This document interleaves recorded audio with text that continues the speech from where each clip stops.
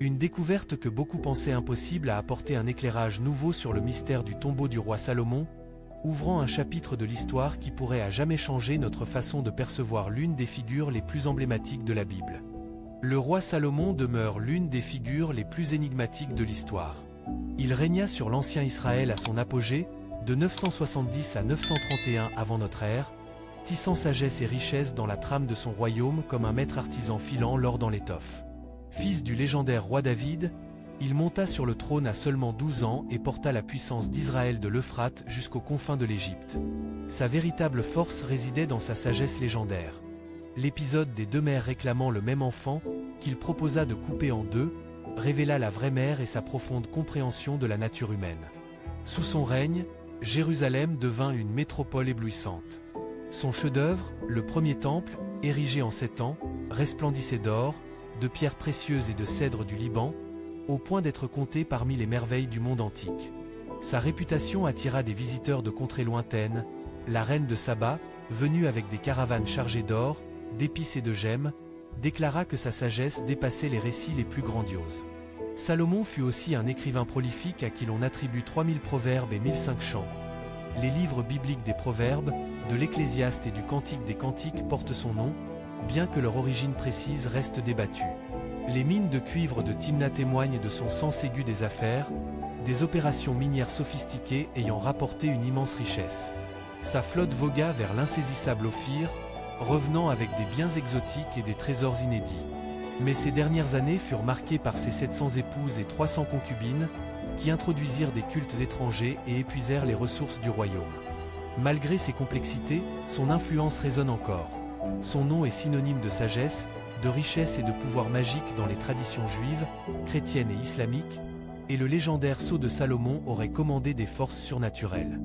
Des découvertes archéologiques récentes mines, édifices massifs, objets de luxe confortent les récits bibliques de sa fortune, même si bien des aspects de sa vie restent voilés. Il ne cherchait pas le tombeau de Salomon, mais une découverte stupéfiante à Jérusalem pourrait bien l'avoir révélé. En 2005, Mazar et son équipe exploraient la cité de David pour localiser le palais de David. Le hasard voulut qu'ils mettent au jour une structure correspondant parfaitement aux descriptions bibliques des grands chantiers de Salomon. Baptisée « Grotte des Rois », cette trouvaille souleva aussitôt de fascinantes questions. S'agissait-il du tombeau du souverain réputé pour sa sagesse, sa richesse et la construction du temple? Découverte juste sous une mince couche superficielle, la structure semblait offrir bien plus qu'une ruine. Elle avait le potentiel de réécrire l'histoire et raviva l'intérêt pour l'archéologie biblique, engendrant une vague de nouvelles théories sur les anciens maîtres de Jérusalem. En 2009, une découverte révolutionnaire a tout changé. Cette année-là, l'archéologue Ella Mazar fit une trouvaille qui bouleversa le monde de l'archéologie biblique. Pendant des siècles, le tombeau du roi Salomon avait été considéré comme une simple légende, transmise sans preuve tangible. Mais lorsque Mazar reprit les fouilles dans la cité de David, à Jérusalem, la mise au jour d'artefacts et de structures clés rattacha soudainement le site au règne de Salomon. Poteries, murailles antiques et autres vestiges suggéraient que ce lieu pouvait réellement abriter la sépulture de l'un des rois les plus légendaires de la Bible. Cette révélation suscita l'enthousiasme de la communauté archéologique, remettant en cause les hypothèses anciennes et ouvrant de nouvelles portes vers la compréhension de l'histoire d'Israël.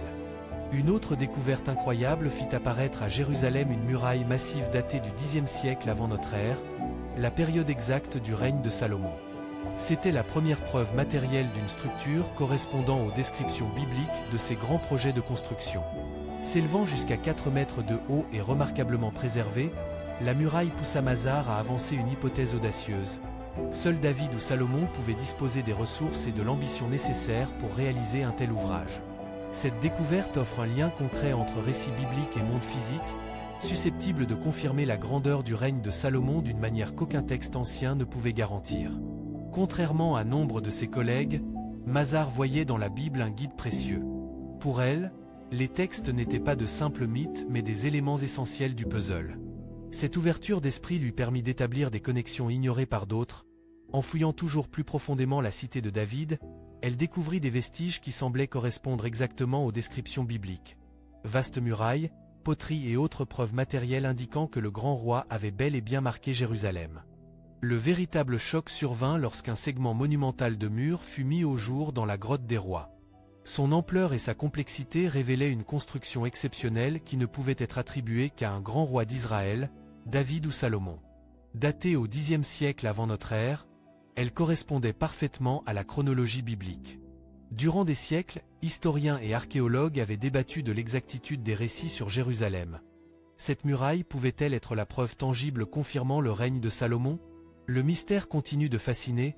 Plusieurs chercheurs pensent que le tombeau pourrait se trouver sous l'esplanade du Temple, un site d'une immense importance religieuse pour le judaïsme, le christianisme et l'islam. Les blocs de pierre étaient soigneusement assemblés dans un style conforme à celui d'autres structures connues de l'époque de Salomon. Cet agencement était essentiel, car il correspondait aux descriptions bibliques des vastes projets de construction attribués au roi. Le premier temple et les palais royaux, symboles de la prospérité et de la puissance de son règne. Le mur récemment découvert semblait offrir une preuve matérielle de cette richesse et de cette ambition.